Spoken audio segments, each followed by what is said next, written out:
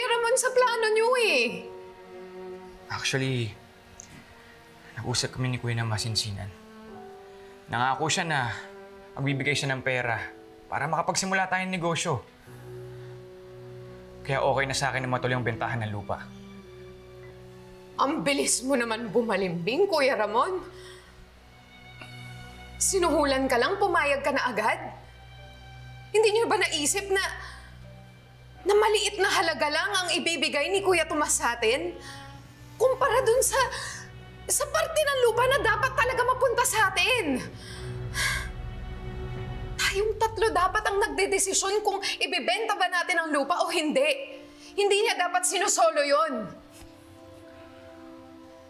Ako lang ang may karapatan sa lupang to.